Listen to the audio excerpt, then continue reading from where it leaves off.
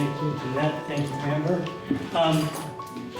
So I was a small animal doctor for about 6 years in Asbury Park, New Jersey, Dayton, Ohio. And then I became a toxicologist. I worked in animal poison control, did a PhD on mycotoxins, and then I got into cyanobacterial toxins. And then I did a lot of work on frogs. I had a program called EnviroVet. And then I wound up at Penn State after a while. So many different lives. One of them was cyanobacterial toxins, and I've tried to keep up with the literature, and it's been blooming, it's been growing tremendously over the years. So we'll focus mostly on dogs, but we have to learn from other species as well, because we haven't done everything with dogs. You don't see dosing studies where dogs are given cyanobacterial toxins, but sometimes we do that with other species, laboratory animals. In the past, that was done a lot more, and sometimes with other species like birds or livestock.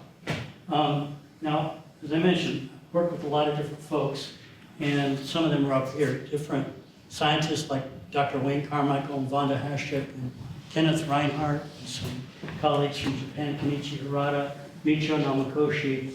I've had a couple postdocs on this, Bill Valentine, Dr. Ghosh, many different graduate students listed here, all of them incredibly smart and highly effective, highly accomplished scientists by now. We've gotten funding from DOD and from NIH, but I'll allude not just to our work, which has been done some time ago, but also other groups.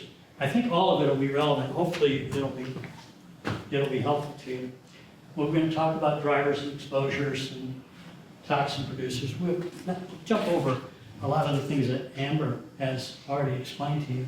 Talk a little bit about fate in animals and mechanisms of action, clinical signs and lesions, diagnostic specimens and tests, methods for detoxification, supportive treatment, prevention, as you've heard about already, very effectively.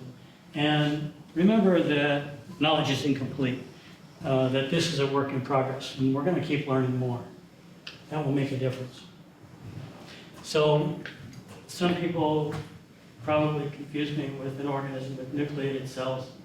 I think I'm pretty primitive, and so maybe I'm just a well-organized bacteria myself. But I used to be more organized. I had ends on the ends of my shoestrings of my DNA and could transcribe melanin, and I can't do that anymore, so I know I'm losing ground. Now, I'm not as old as the Big Bang. That happened a while back. And it took maybe 1 billion years for the cyanobacteria to get going. And they ruled the place until about 500 million years ago. They sequestered a lot of the CO2. And they changed the atmosphere from one that was high in CO2 to one that was high in oxygen. In fact, they produced so much oxygen, took so much CO2 out of the air. They even oxidized the methane in the CO2, and then they used it. The place froze up. The planet almost died. But things happened. Other organisms evolved that use oxygen, plate tectonics, volcanoes.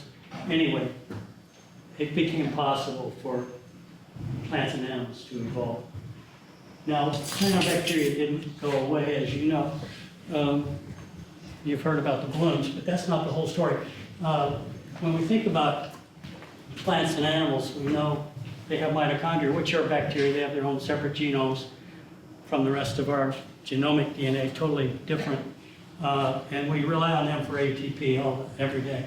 But cyanobacteria became chloroplasts, and they give back NADPH, ATP, and O2 for almost all the plants. Some of them became embedded in Symbiodinium, which used to be called zooxanthellae. So in coral, when a coral is bleached, it's kicking out its dying flagellates.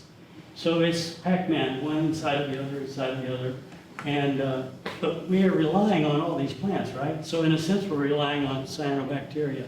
And our coral reefs are relying on them too, in a bigger way, most of the time. So there are these upsides. They fix nitrogen, they add polymers, they make soils stick together. They're important in rice paddies and cornfields. They're important in arid soils, so you don't get such erosion. When they're out there, they decrease the need for fertilizer, so we don't want them to go away. They sequester carbon, made a lot of the Earth's petroleum. They will help break down oil spills and provide oxygen for other bacteria to do that too. And people are studying them along with other algae as sources of biofuels. But they can also, when they're a thick mat of cyanobacteria, they can smother the oil so it doesn't break down. And they certainly do take up nutrients needed by other organisms. So this is a competitive scenario. You heard about them blocking sunlight. And that's one of the things. There's not sunlight getting through to the other algae in the water, maybe the macrophytes that are there. And then some limiting nutrient runs short, and the cyanobacteria start to die. And the oxidative bacteria that are feeding on them, the other organisms, they consume the oxygen that was there. Now you've got a hypoxic or anoxic water body. Invertebrates go, fish go. It's over in that area. Many of the species, of course, are toxigenic, producing really potent toxins. I like to think they have, a drive to live. They want the place back. And we're not doing so well. We're kind of handing it over to them, in many places anyway. We could be doing better. We're not doing so well with biodiversity management in general. So we're actually adding all these nutrients. You've heard about many of these different things. CAFOs are another source. Ammonia comes out, rains back down someplace downwind. Power generation is a source. We drive around in our cars. We have our power plants. They burn coal, gas. Nitrogen comes back down. That's another source. Deforestation, tillage, leaving land open instead of having cover crops. Those are just asking for it. So things come down as nutrients get away. And we have climate change. And climate change shortens the generation time. It's why we hear about all these blooms in the warmer times of the year. They like the warm conditions, many of these toxigenic cyanobacteria. So climate change is lengthening the season for them most likely as well. The Dreissenian mussels, the quagga mussels, the zebra mussels, they're ripping down other algae, spewing out the nutrients. That can sometimes favor cyanobacterial blooms also. And then we dam up water, we let it sit there, we pull water out of the stream for irrigation or urban uses, and the water slows down. And stagnant water is another factor that gives rise to harmful algal blooms. So, and then what happens, as you heard, they concentrate on the shore a lot of times, and then they blow around. So we have to be careful about when we say there's not a hazard, because there might be a hazard pretty soon after that if things change, if they come to the surface, if they move. So they've been around for ages, and there was an interview with JADM last year, and Dr. Wayne Carmichael, who's sort of retired, he's out in Oregon now. He was at Wright State University in Ohio for nearly all of his career. He said our identification methods are improving, getting all these new reports, but there's no questions that blooms are also increasing in that maybe they occurred every 5 or 10 years in a water body, now they're every year. So we're convinced that they are becoming more of a problem.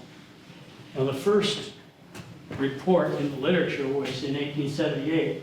This guy Francis reported from Lake Alexandrina, and this was inocularia. Inocularia tends to, it's around here, there's toxins from it in the Pennsylvania rivers, but it likes brackish water best. It likes high phosphorus. It doesn't need nitrogen, it can fix nitrogen. So in any case, it's down here in South Australia where they had this problem. And there was a drought. And so the nutrients were getting concentrated, presumably. And there were these deaths of sheep and horses and pigs and dogs hours after they ingested this scum. And the report indicates that several of the animals were semi-conscious, and when they were touched, they had opisthotomus and they died. So they were agonal. You know, we've all had to deal with that. If we're a veterinarian, we've dealt with an agonal animal going into opisthotomus. They dosed some sheep with the bloom material, and they died 15 hours later. The dogs had died 4 to 5 hours later. The sheep had what was described as yellow serum in their abdomens. If you look at the literature now, you'll see that cattle and pigs given microcystins have had ascites. So these guys had the time frame and the ascites, the clinical signs that could all happen to be consistent with nodularum. Now, nodularum was not known at that time. In fact, in the 1980s, after nodularia killed some dogs in New Zealand, one of the researchers at Illinois who was looking for drugs from bioprospecting in the bottom of the ocean, he was handed some of this stuff and he brought it to our lab and said, I heard you guys were studying cyanobacterial toxins. We can't get anything out of this algae with our beating frog hearts and our cancer cells and our other cells. We're not getting any responses. I said, well, we'll give it to a mouse. We gave it to a mouse. The mouse's liver became hemorrhagic. The mouse died. It showed all the signs of microcystin. Microcystins had just been structurally determined by the South Africans and some other folks in the U.S. In the years just shortly before that, we drew up the structure. We said, here's what we know about purifying it. They developed methods at Illinois and in Finland. Other researchers worked back and forth, and they came up with the structures for nodularum. So now at least we can get an identification of those toxins, and we can understand more about that. Now let's go back to that Australian situation and George Francis, who reported that incident. If you read about him, and there's a guy named Jeff Codd in Scotland who studied cyanobacterial toxins in many elegant ways. He put together an analysis, and he found out that they developed a local watch and warn system. So in the 1880s, they had a watch and warn system for a while there. And the Riverside police troopers and the boat captains were reporting data, and they were warning the farmers, keep your animals away from the water. There's this bloom. This could be a problem, right? Because they could recognize it grossly. Francis, the problem was it didn't last. These things have been repeatedly reinvented. You've got such a wonderful, robust program here in Erie that it's hopefully going to be self-sustaining. It's doing its job, and it's giving you closer real-time data than I've seen anyplace. It's elegant, and it deserves your strong support. And they're working to try to prevent the problem. So they got the whole combination. One of the other things Francis did, he recommended using sand filters with backwashing to keep cyanobacterial cells out of municipal water as well. He was ahead of his time in many ways. So we'll get into some of these things that I've talked to you about, a little bit about therapeutics, but prevention is definitely the way to go. Now, if you look in the literature, you'll see there's this report by Laurie Backer et al. And she came up with data from UC Davis, from everything she could find in the literature, from news reports, state and federal agency reports, and she documented 115 cyanotoxin events involving 260 dogs. 83% of the dogs died. Now there's maybe some tendency to throw it in the towel and say it's a cyanobacterial case. It's over. That would be the wrong thing to do. And we'll talk about why that would be the wrong thing to do, because you can save lives and you can have full recoveries. In this case, 17% got sick but survived and recovered. If you look in the literature, you'll also see that there's this image of this little boy. There's a story from Minnesota Public Radio. The little boy's fine. His dog didn't make it. Fortunately, he was not exposed, as was the dog. But if we figure out what's going on with the dogs or the other animal species, be they wildlife, terrestrial, be they fish, whatever, we will help protect humans as well. It's important to do that. It's important to admit that the risks to people are very real too. If we don't get a diagnosis, we don't get to report it, because maybe the owner won't pay for it, to have the testing done, and they tend not to sometimes when the animals die, we leave gaps of knowledge. We can't say definitively what's happened here. We can't say this is what's killing the dogs, or this is what could be a threat to the people. or we really do have to wall off this speech for sure. We know what we're talking about. So I like to get definitive diagnosis when we can. All breeds of dogs are affected. Water-loving dogs go in the water more, so they may be at some greater risk. And you've heard about drinking and swimming and wading and licking it off. Jeff Codd wrote this one article, Fatal Attraction in Cyanobacteria. He was talking about dogs eating the slime off the side of the stream, or eating the crusts of dried cyanobacteria. So we worry about that. We don't worry so much about drinking water in the home. Maybe little bits of low concentrations are there. In some places, like in China, there have been risks of liver cancer pointed out associated with people drinking from reservoirs and not from drinking from wells, but they're handling the water differently, I assume. So we'll talk about hepatotoxins and neurotoxins. You can't have deaths, even when you do everything the best possible way, as soon as possible, but we can, in other cases, increase survival and recovery. So these are urgent. We're trying to prevent absorption as a critical first step. We certainly want to prevent further ingestion, bathing it off the skin. A lot of times people say use rubber gloves, seizure control if needed, artificial respiration for the neurotoxins. It's often going to be necessary. Fluids for support and to help promote excretion. We tailor everything to the individual patient, but most likely toxins involve the time after exposure and the clinical responses of the animals. So you're probably going to see some evidence of cyanobacteria, but not always. It is going to be these different colors, green, blue-green, blue, red, brown, even black. And you'll see it on the hair a lot of times, but not always. Sometimes you won't see it anywhere because the animal's been washed off, because it drank it, because it's vomited alive. You might not see any gross evidence of it. You'll be looking for the right clinical signs. You'll want to work with a veterinary diagnostic laboratory. Dr. Lisa Murphy at UPenn runs the toxicology lab for the whole paddle system. And she runs some cyanobacterial toxin assays. And she can do the differential diagnoses, and so can other labs help with that. To help rule out infectious diseases or other types of poison. You'll want to collect the bloom material and refrigerate it. You may want to mix a little bit of it with a little buffer neutral formalin just so it doesn't disappear.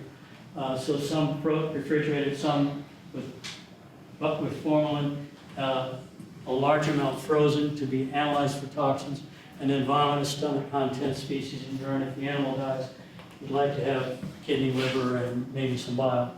You want to have histopathology on all the organisms, on all the fixed tissues, a complete set of fixed tissues, and other testing.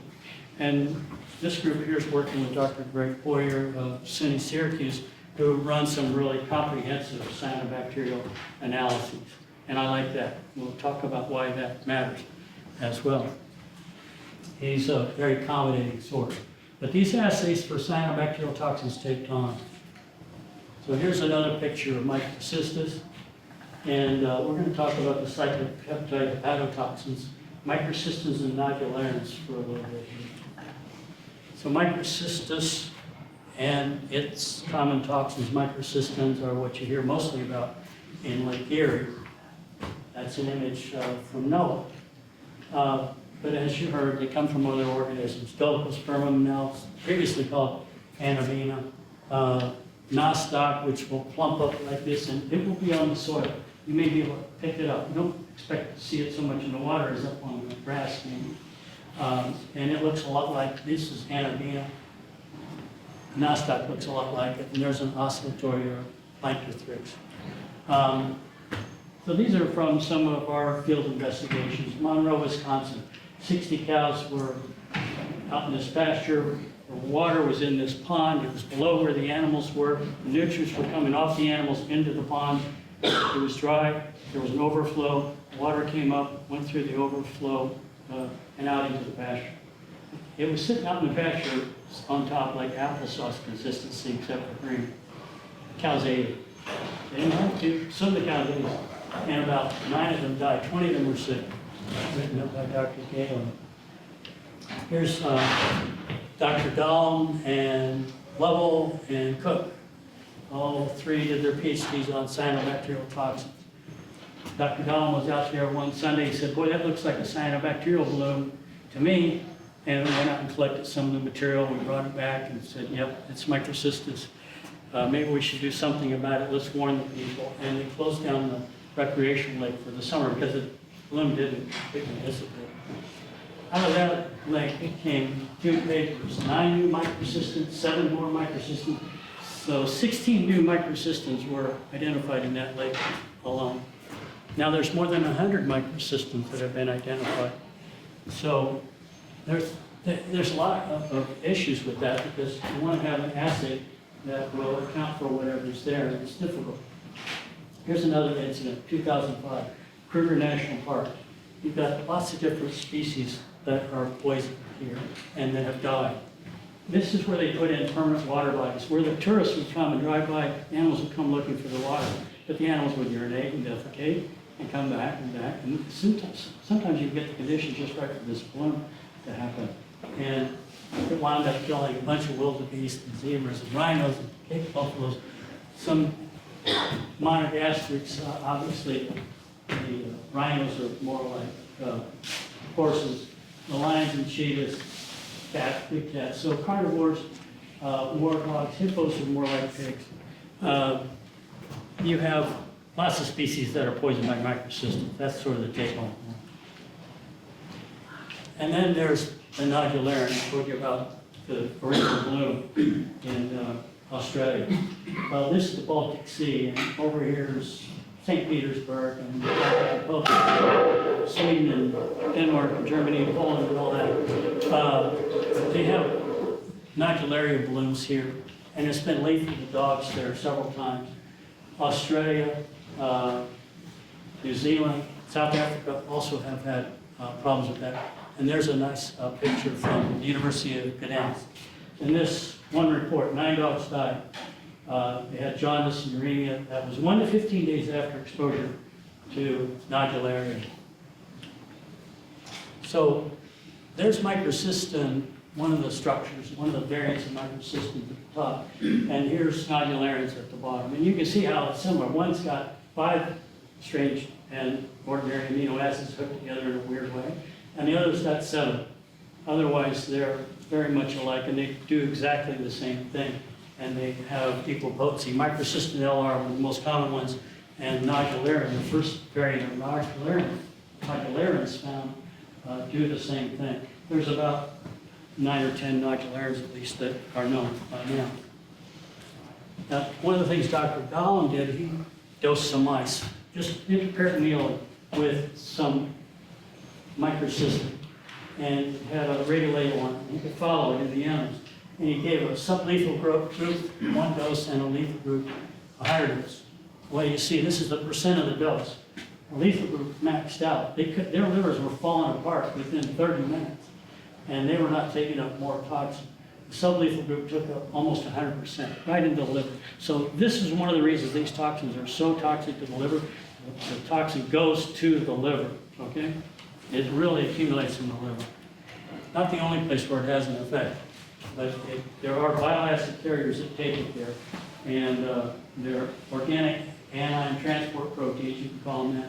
Some of it gets taken into the kidney, some of it gets taken into the nervous system. There can be some neurologic signs associated with that, and it's happening in people. But there can also be mixed blooms with more than one toxin sometimes. Here's a study done by Dr. Stotts for his PhD, and the report is a log scale on the left. So what have you got? You've got, this is given into a gut loop, an ileal loop, which is where most of it gets absorbed. And he shows that in the portal blood going from the gut to the liver, there's a whole lot of toxin there.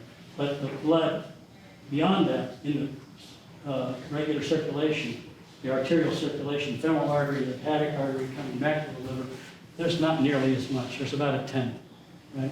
So the liver really does clear these toxins, these microcystins from the blood. That's why it's so specific. And when it gets in the liver, they inhibit protein phosphatases.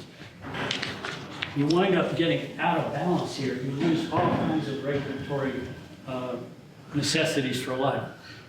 One of the things that happens is that you get disruption of the cytoskeleton. So these are intermediate filaments, and that is a normal-looking cell on the left and an affected cell on the right. So there's this collapse of all three, not just intermediate filaments, but also microtubules and actin microfilaments. You get apoptosis, you get necrosis, you get tumor necrosis factor.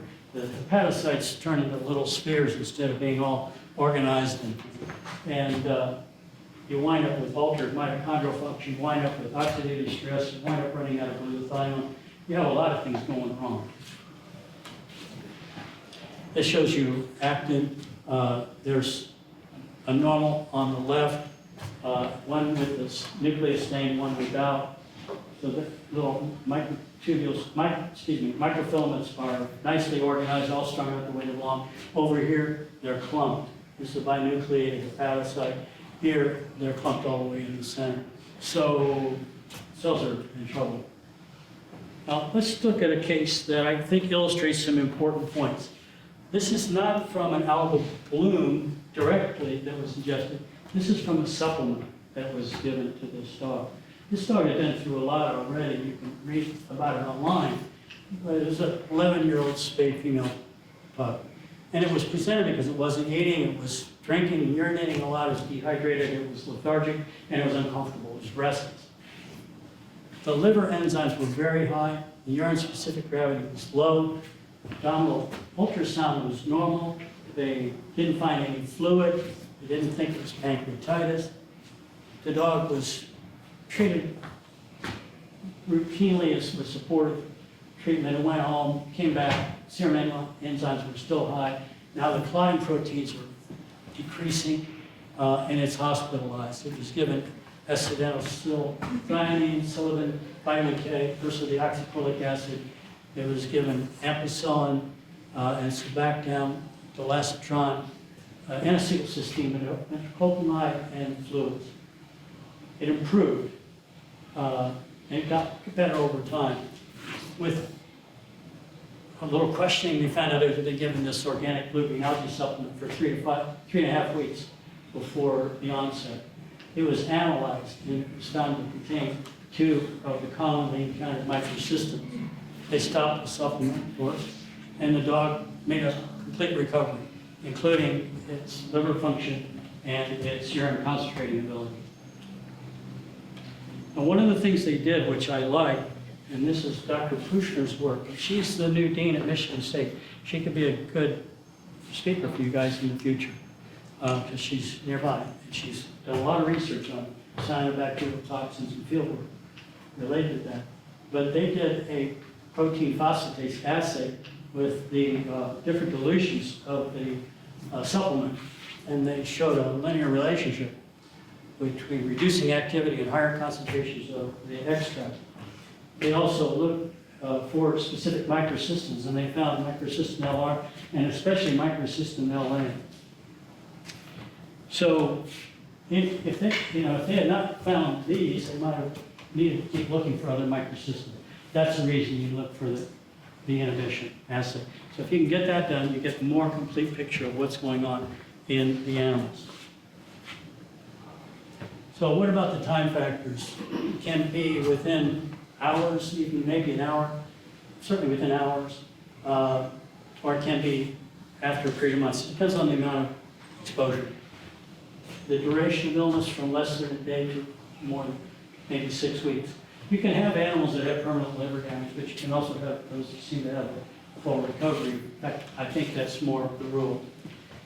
For the different signs we've already talked about, diarrhea, you may have dark urine, brown urine, no urine, tarry stools, hemorrhagic diarrhea, other evidence of generalized coagulopathy like epistaxis.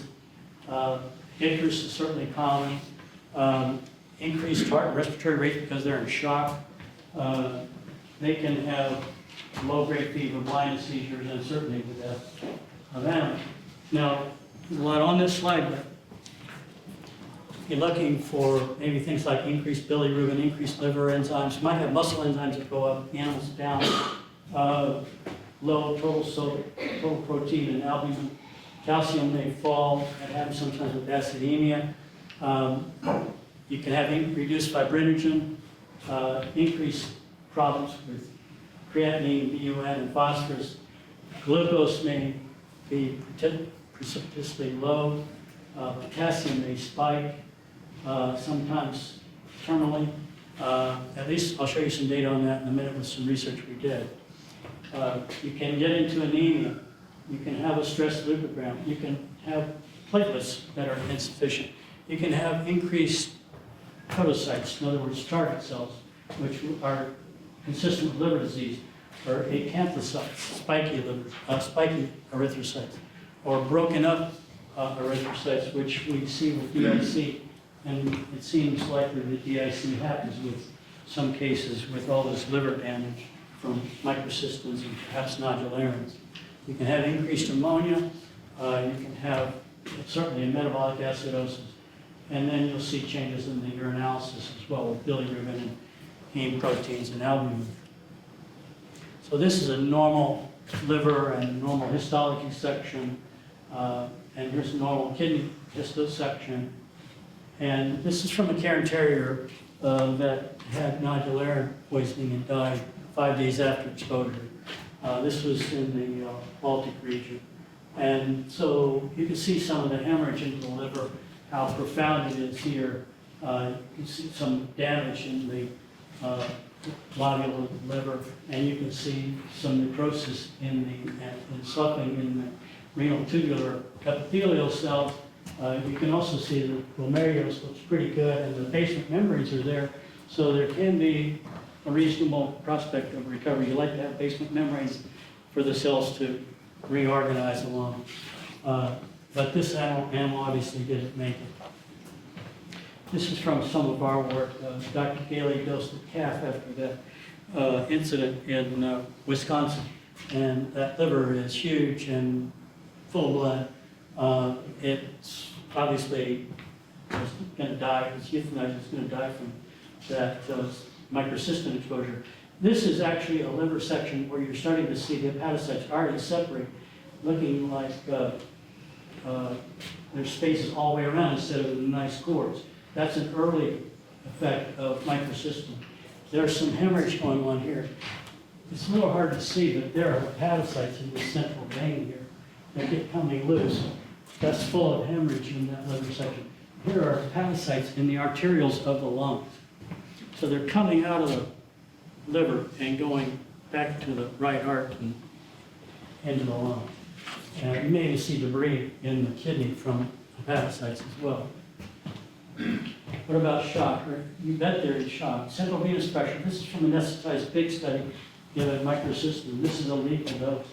And the central venous pressure is way low. Up there on the top is the controls and then the sublethal dose. And they aren't so different. But boy, the blood's not able to get back. Animals are hemorrhaging into the liver. The blood's not getting through the liver that well either. And it's a huge problem. Early studies of shock, they actually go back to read the literature to see they would bleed animals and see how much blood loss would be associated with lethal shock and then if they responded to treatment or not. We calculated that these animals lost quite a bit of their blood volume into the liver, and that is sufficient to cause lethal shock on its own. There's liver hemoglobin in the high-dose animals there compared to the controls. And here's what happened to the blood glucose in those pigs. The lethal dose animals dropping out over time, as you see over here. Potassium is going through the roof. It should be down here. Glucose, you can't live with zero glucose, you know? So they're dying from shock, hypoglycemia, hyperkalemia, liver failure, kidney failure. And what can you do about it? Well, there's a recent report in the literature about a dog that had microcystin poisoning and was struggling to get better. It wasn't getting better very fast. They were concerned they might lose it. And they turned around and they found this report that we had published a long time ago about using cholestyramine Cholestyramine you can get in the drugstore. I call it your local drugstores. I call 3 of them. 2 of them have it. It's used for lowering cholesterol in people. And you give it orally. And you can calculate the dose and give about what they give to a human being on a per kilogram body weight basis. And it will probably help because it'll bind to microcystin before it gets absorbed. And a lot of the microcystin initially will come out in the bile. And it'll probably catch that there too if you're giving it from time to time. You don't want to get too carried away with it because it can be constipated. But giving it a couple of times is probably a good idea, especially if you're there relatively early in the exposure scenario. And Dr. Gollum, in his work, he looked at rats and he gave it into the ileal loop because we knew he had discovered that the ileum is where most of it is absorbed. And he gave it microcystin alone, and here's what happened to the blood volume, up to around 70% of the body weight. And when he gave cholestyramine along with it, it was down around 5%. So the cholestyramine worked, and it seems to work in dogs too. It makes sense that it would work. So there's a lot here. But what do we do for treatment? Prevent absorption. Certainly you're preventing exposure, getting it away from the animal, washing it off the animal, all of that. If you can get your hands on cholestyramine right away, do so. Activated charcoal may have some value. Either way, you might want to use a sorbitol cathartic to help catch up the adsorbent or the ion exchange resin, cholestyramine, to what's in the gut. And then you want to repeat those. IV fluids, electrolytes as needed. If you have excessive potassium in the blood, really high, you might try getting some insulin, maybe some glucose, K-exhalate to try to reduce the potassium. If the animal's becoming hypoalbuminemic or think it has a clotting problem, you may want to give whole blood. Plasma, just for the hypoalbuminemia, and clotting proteins, whole blood if you're getting into anemia. If you can't get albumin, you might try head starch in the fluids to help maintain some osmotic control. There is evidence in laboratory studies that rifampin or cyclosporin A might work to compete with those anion transport carriers, those bile acid carriers that take it in the liver. Rifampin was very effective as a pre-treatment with mice to reduce their susceptibility to microcystin. I think it should be on the list, and I don't think it's been studied or tried very much, if at all, in dogs. Silicon probably has some value, but the doses that are around oral forms are probably insufficient. It's not going to do any harm as far as I know, but ideally you'd like to be able to inject quite a bit of it, and that is not available. SAMe may help as well. It's been used in several cases. The animals, some of them in the reports have survived, sometimes a combination of the two. Other times people will reach for N-acetylcysteine, which you may have used for acetaminophen poisoning. That probably has value too as well. B vitamins, vitamin K, maybe they help. Antibiotics if there's shock or possible septicemia. Some of the problems with the cyanobacterial toxin blooms are endotoxin. They're not that well studied, but shock can be from the liver damage and the hemorrhage in the liver. It might also be from endotoxins. In any case, if you have profound shock, it's not a bad idea to give broad spectrum antibiotics and then plan on supportive care for a period of weeks. So we'll shift away from the hepatotoxins and talk about the neurotoxins. And they all cause death by virtue of respiratory paralysis. So the animals are obviously suffocating, and they're happening because of mechanisms at different places. If we were talking about saxitoxin, we'd be worrying about nodes around the air and that sort of thing. Ion channels, voltage-gated ion channels. We're not going to talk about saxitoxin because we haven't seen much in the way of dogs poisoned with saxitoxin, except there is a case they are susceptible to it where they're eating starfish and stuff like that that have been poisoned with saxitoxin in the marine ecosystem, marine coastline. So Dolichospermum or Spirospermopsis, used to be called Anabina, produces a number of neurotoxins. It's more known for the neurotoxins than for the microcystin. There's this case, if you go back, you can sort of sort out what was probably going on with these cases in the past. I think they illustrate the magnitude of the problem sometimes. Here's a lake in Manitoba. A horse, several cows, 2 pigs, and a cat died within an hour. Cats are definitely susceptible to these things. They're just not out drinking from the pond so much as they used to. 1951, at the same lake, 9 dogs and a horse died within an hour. Progressive weakness and paralysis. People were warned to avoid the water. They dosed some rats and mice, orally and IP. This was aphanizomenon. So we think it was a anatoxin A case. But the chemical structure was not known for decades after that. But they had this progressive paralysis, muscle spasms, respiratory dysfunction. They were cyanotic. They didn't do a postmortem. But that paralysis is consistent with anatoxin A. It's like nicotine. It is a nicotinic agonist. It'll stimulate muscles, and then they'll get to the point of depolarizing blockade, and then it's over. Storm Lake in Iowa, 5,000 to 7,000 gulls, 560 ducks, a bunch of coots, a bunch of pheasants, a bunch of hawks, squirrels, muskrats, dogs, cats, hogs, skunk, mink. One of the dogs, they tried to catch it when they were out there with these sick birds, and the dog died while it was trying to run away, trying to get away. Restlessness, weakness, deep breathing, prostration, rigid paralysis, and convulsions. Now, one of the things that's valuable here, 57 partially paralyzed ducks recovered after they were given gastric lavage. They probably got a crop lavage. It probably reduced their absorption enough to keep them alive. At least it was, some of them survived, we know that much. Lack of lesions, findings. This probably is anatoxin A. People continue to use that lake as a source of drinking water for some time after that. So anatoxin A and homoanatoxin A, and there's other derivatives of anatoxin A that are nicotinic agonists. And there are many different sources of these. Formidium and Rhaphidiopsis,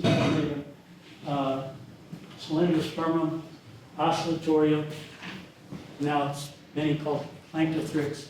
Lots of different sources of anatoxin A. And this is what you've been hearing about in the news. Some of them are in the water column.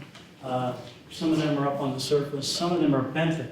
We're starting to hear more and more about benthic algae that come loose and float up on the shore, or go downstream and wind up on the beach. So it's not just the stuff you can see. That's one of the things I want you to keep in mind. Arthrospira, sometimes people, spirulina, that's sometimes used as a supplement. Lenothrix, Cylindrospermopsis, and Camptonema, another one that's been called Oscillatorio formidium. There's this case from 2017. Dogs swimming in a lake near Berlin, Germany. 12 developed weakness in hind and front legs, collapse, dyspnea, cyanosis, no floating blooms, but they had a lot of this Tachinema on this floating moss. They found anatoxin A in high concentrations in the stomach contents. They found non-specific lesions. This was a place that was, the nutrients were coming down. You want the nutrients to come down to prevent these things, but you got to remember that sometimes they'll come down and then it's happy time because you just hit the right magic spot, happy place for these particular cyanobacteria to bloom. Right? You want to keep going. Goldilocks concentrations can be on the way down.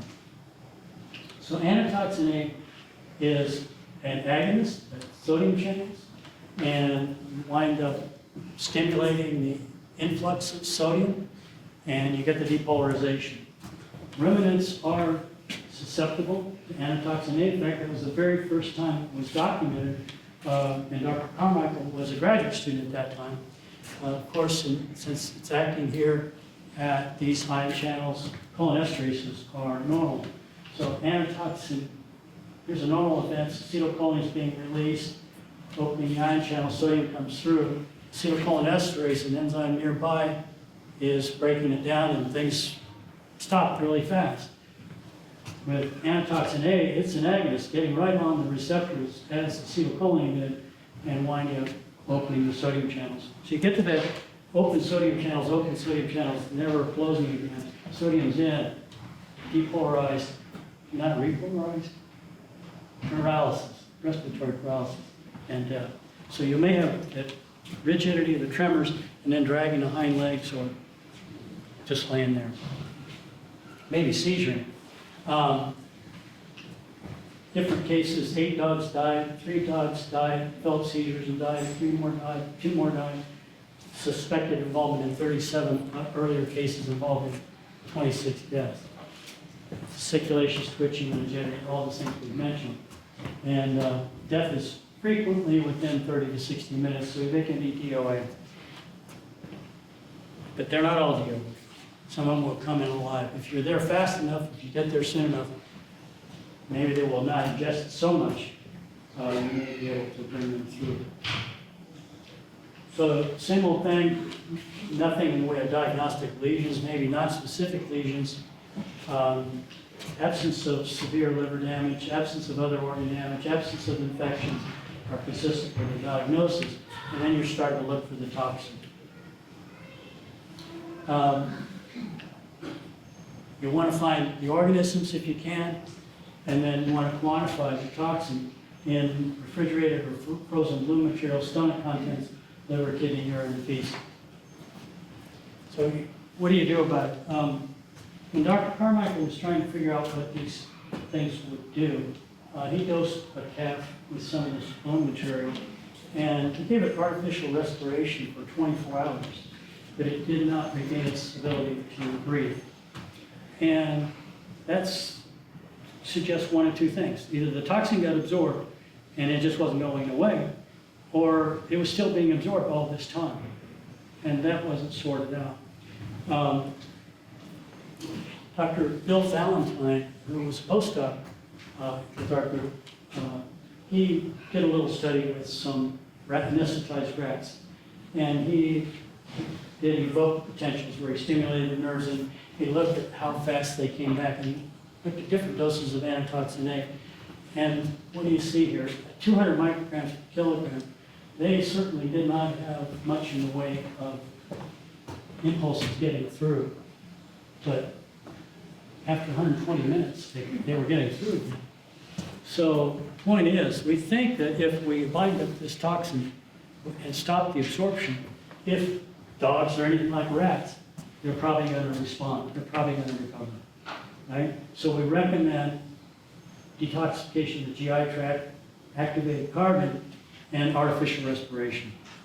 You may have to do other things too, controlling seizures and that sort of thing, but keeping them alive is worth a shot, and we think it will be worthwhile.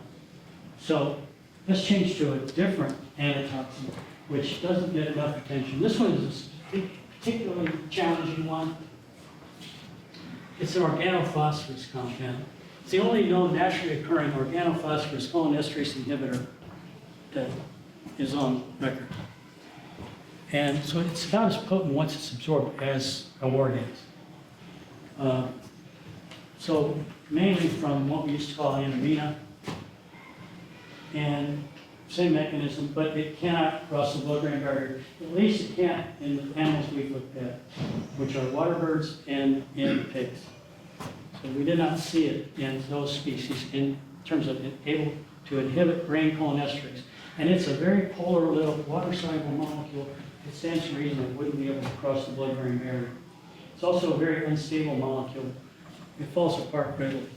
And so we've had cases in the literature, dogs, pigs, Muscovy ducks, coots, grebes, lesser flamingos, that are obligate algal. And one of the things you'll notice is it has no sulfur here. It's got an oxygen. So it's an oxon. Organophosphorus cholinesterase inhibitors that have an oxygen there tend to go and go to work right away.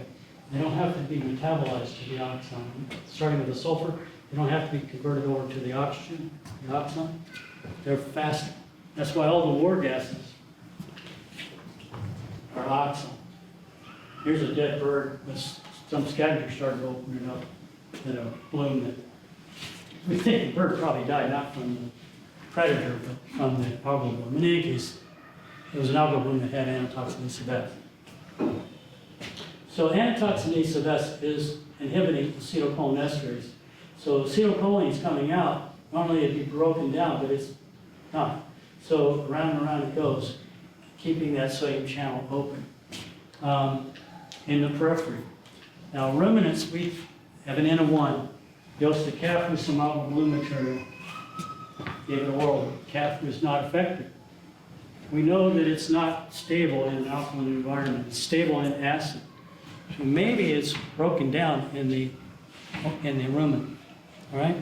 In any case, when that calf was dosed IV, it had cholinesterase inhibition and it showed signs. So we worry mostly, therefore, about the monogastrics, and this happens very fast. It might happen in 5 minutes, maybe 30 minutes, maybe later, depends on the dose. Same old sort of diagram, the normal events on the left, acetylcholinesterase breaking down acetylcholine, but acetylcholinesterase cannot break down antitoxin A sub S. So it does its thing. Here's plasma values on the left, pre-dose. All the animals are the same. Those that are euthanized later, they're way low compared, and those that died below the detection limit. So plasma cholinesterase extremely inhibited. On the other hand, brain cholinesterase, not affected. Neither is retina. So there's a blood-brain barrier, there's a blood-retina barrier too. Lung, on the other hand, is inhibited. Muscle is inhibited. So these work in the periphery. Now I called a local hospital lab here in town, and I said, will you run cholinesterase? Yeah, we run it. You run them on blood or plasma or serum. We run them on serum and plasma. Will you run them on dogs? No. All right. This would be nice to have. And these labs run oftentimes 24 hours a day. You may want to work on the local hospital lab and say, would you ever, please, could you? Why not? Let's do dog blood once in a while so that you can get, or maybe have another solution to that. But this is one of those where cholinesterase assays are all over the place, whereas cyanotoxin assays aren't so readily available, although you've got a group here that's going to help you. All right, so muscarinic effects are a big deal with antitoxin A sub S. The S was added on because of all the salivation. Vomiting, diarrhea, urination, bradycardia can be profound. Blood pressure will fall.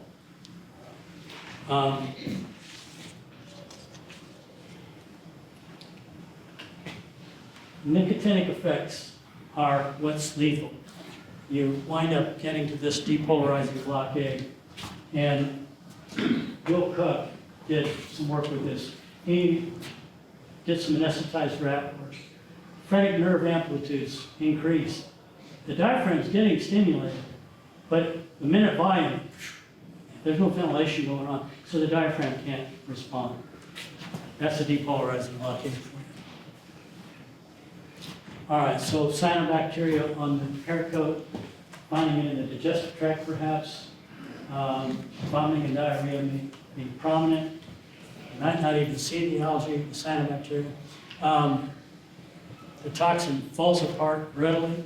We were studying this, trying to find out the structure of this toxin with the group and sending it to the lab. And if we sent it off, we was just inhibit cholinesterase to beat the bands, and it was toxic. We knew that. Send it to the lab, sometimes it wasn't toxic. It's because the toxin falls apart. But because in monogastrics it's stable enough to kill, it still killed the animals, right? So they weren't picking it up. And that instability is why you don't find labs running this assay. They don't often get the toxin intact. So you settle on the pattern of cholinesterase inhibition, seeing it inhibited in the blood, and if it's a dead animal, normal in the brain, that's a tip-off, especially if you see it in anemia type organ. So what do you do about it? Well, bathe the animals, certainly. Oral activated carbon seems like it's worth a while. Atropine at a high dose. I would probably start with a pre-anesthetic dose of atropine. If the animal's heart rate doesn't pick up, if its mouth is not all dry, that might be consistent with having a cholinesterase inhibitor on board, right? So then you up your dose of atropine. Anesthesia, you need to give artificial respiration, anticonvulsant, maybe diazepam. But you're flying by the seat of your pants. We don't have much in the way of treatment studies here. People, Dr. Hyde, Carmichael, pre-treated some animals with atropine plus 2-PAM to try to reactivate cholinesterase and visostigmine, which is a short-acting carbamide. The idea is the carbamide is reversible inhibition of cholinesterase, put it on there for a while, the toxin get metabolized, it'll fall off, that sort of thing. Makes sense. It did seem to help as a pre-treatment, but hasn't been really looked at as a clinical treatment. It will bind to an AHR, in other words, permanently inhibit the enzyme. 2-PAM is not very effective in laboratory animal study. You're counting on recovery of cholinesterase activity, which is going to take some time for the enzyme to be synthesized. Try to help the animal get through this, stay alive, breathe for it, detoxify it, and see what happens. So now we tend to want to sort these things out. We have to sort them out so we can give the right treatments, the ones that are for that particular toxin. But one particular balloon is not always going to be the same thing. In fact, it can vary within a short time frame, and two different things can be going on at the same time. Here you've got 1985, and you've got one place here in South Dakota. And what do you got? August 26th to September 5th, you've got dogs dying, calves dying, muskrat, blue heron, fish. Previous to that, you've got a German Shepherd and her 8 puppies dying. Near the water's edge, liver lesions consistent with microcystins. We've got different organisms there, dominant anabina in one sample, dominant microcystis in another sample. Microcystins fit with the deaths of the dogs, necrosis of the hepatocytes, signs in the mice, test mice. Antitoxinase of S fits with cholinesterase inhibition in test mice. The dominant algae, the rapid death. Probably more than one set of producers and more than one exposure to toxins. The last thing, we heard a little bit about skin toxins. Some of these are pretty bad. I tended to think of language as a marine coastal organism, and that's probably the main thing. It's a skin irritant and a tumor promoter. Forms these fuzzy growths, and they will come up onto the shore. Characteristic appearance here microscopically. Sometimes called mermaid's hair or fireweed. It's can cause some of those problems with aerosols. Can be a problem with ingestion. Horses ate it off the shore and died. And skin contact, severe irritation, blisters, a lot more. And they're tumor promoters. These toxins activate protein kinase C, so we're adding phosphate groups, getting excessive phosphorylation again, this time in the skin. This increases expression of oncogenes. Oncogenes stimulate cell proliferation, which sometimes is a bad thing. There's this case in a dog in California, Northern California. This is from a lake, and the dog had severe skin, external vulval inflammation, pruritus, self-trauma. He gradually recovered after giving dexamethasone and diphenhydramine. So there's only one case that I know of from a lake in a dog, and this is another of Dr. Pusher's reports.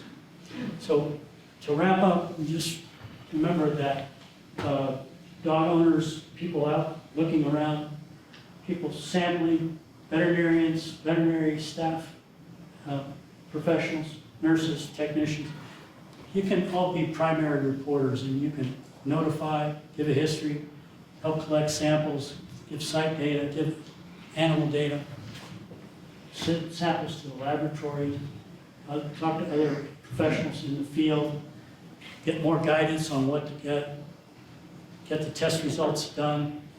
Regulatory officials, local folks can say, let's help you with guidance policy, let's try to prevent exposure. These little loops make sense and they seem to work. So cyanobacteria, think about them being on the surface, in the water column, on the bottom, attached to plants, on the shore, nearby land, all can be sources, even supplements. Limiting nutrients, preventing animal access. I've suggested people take tap water and a large bowl when they take their dog to the water. Let them drink that. Then you don't have to worry about whether there's something under the surface or not. Notify your clients ahead of time. When I was in practice in Dayton, Ohio, I put a little sign up, don't let your cat get acetaminophen. Don't get Tylenol to your cat. You can put a little sign up, keep your dog away from the surface water. Don't let it get an algal bloom problem, cyanobacterial bloom problem. And in any case, if exposure happens, wash it off, get emergency care right away, get an animal poison control center involved. They will help talk you through this. $75 is probably well worth it. Follow up with the lab for identifying the organisms and the toxins. Remember, if you prevent animals from getting poisoned, you can help prevent people from getting poisoned. We can prevent a lot more of these. So there's Dr. Murphy's contact information, Dr. Boyer's contact information. Rainwater Labs is another one that does cyanobacterial identifications and toxin. There's a bunch of other labs in some of these links, and there's some really good presentations on the web, like this one from the US EPA. And more on animal poison control centers and more on information. So if you have any questions.